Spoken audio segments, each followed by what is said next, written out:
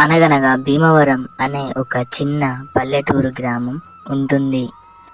ఆ పల్లెటూరు గ్రామంలో ఒక వ్యక్తి ఉంటాడు. ఆ వ్యక్తి పేరు రాము. రాము చాలా పేద వ్యక్తి.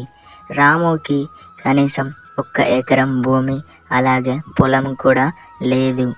కానీ చాలా కష్టపడి పనిచేసేవాడు.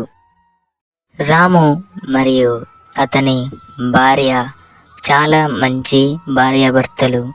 వీరి ఇద్దరు ఎప్పుడు ఏ పని చేయలేదు మరియు ఏ భూమి కూడా లేనందుకు బాధపడకుండా వీళ్ళిద్దరూ కలిసిమెలిసి మంచిగా జీవిస్తూ ఉండేవారు. ఇలా రాము జీవితం గడుస్తూ ఉండేది. రాము ఒకరోజు ఎక్కడైనా పని దొరుకుతుందేమో అని ఒక వ్యక్తి దగ్గరికి అడగడానికి బజారుకు వెళ్తాడు. అమ్మా, నా పేరు రాము. నేను చాలా పేద వ్యక్తిని. నేను పని చేయడానికి నా దగ్గర ఏమీ పని లేదు. మీ దగ్గర ఏమైనా బజార్లో కొట్లు లేదా ఏదైనా దుకాణాలు ఉంటే చెప్పండి. నేను దాంట్లో మంచిగా పని చేస్తాను, అలాగే తక్కువ డబ్బులు తీసుకుంటాను. లేదయ్యా రాము, నా దగ్గర నీకు ఇవ్వడానికి ఎలాంటి పని లేదు. నేనే ఒక కూలి పని చేసుకొని బ్రతికేదాన్ని. అందుకు నా దగ్గర నీకు ఇవ్వడానికి సహాయం చేయడానికి ఏ పని లేదు. నువ్వు వేరే వాళ్ళ దగ్గరికి అడిగి పనిని అడుగు. అమ్మా, నా పేరు రాము. నేను చాలా పేద వ్యక్తిని. నాకు చేయడానికి ఏ పని లేదు. మీరు ఏమైనా పని ఇస్తారని నేను వచ్చాను. మీ దగ్గర ఏమైనా పని ఉంటే చెప్పండి, నేను మీ పని చేస్తాను. ఓ అలాగా బాబు, నీ దగ్గర ఏమేం పని లేదు అంటున్నావు. నేను నీకు ఒక పని చెప్తాను, దానిని నువ్వు చేసి పెట్టాలి. అది ఏంటంటే గంపలు అల్లడం. ఆ పని నేను నీకు ఇస్తాను, నువ్వు జాగ్రత్తగా చేయాలి.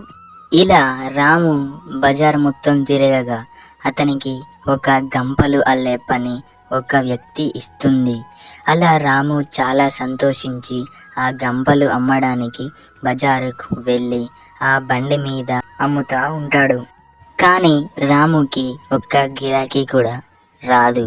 అయినా సరే రాము బాధపడకుండా అక్కడే అమ్ముతూ ఉంటాడు. అలా రాముకి మొట్టమొదటిగా ఒక గిరాకీ వస్తుంది. అలా రాము చాలా సంతోషించి అలా వచ్చిన వాళ్ళకి గంపలను అల్లి ఇస్తూ ఉండేవాడు. రాము ఎలా అంటే ముందే అల్లిన గంపలను అమ్ముతూ బజార్లో ఉండేవాడు. అలాగే వేరే వాళ్ళు చెప్పిన విధంగా వాళ్ళకి నచ్చిన విధంగా గంపలు అల్లుతూ ఉండేవాడు. ధన్యవాదాలమ్మా.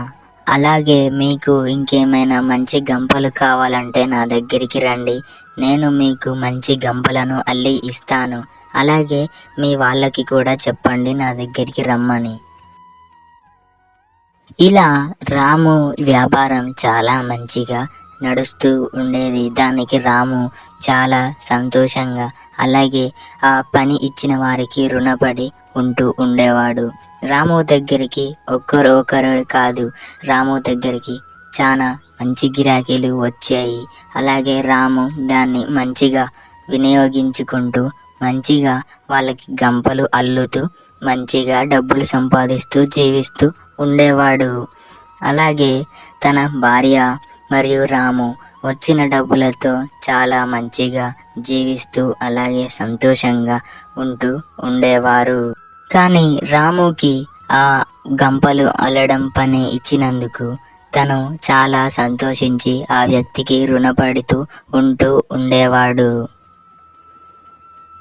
మీకు గనక మన వీడియో నచ్చినట్లయితే మన ఛానల్ని సబ్స్క్రైబ్ చేసుకోండి. అలాగే ఈ వీడియోకి లైక్ చేయండి. Thanks for watching.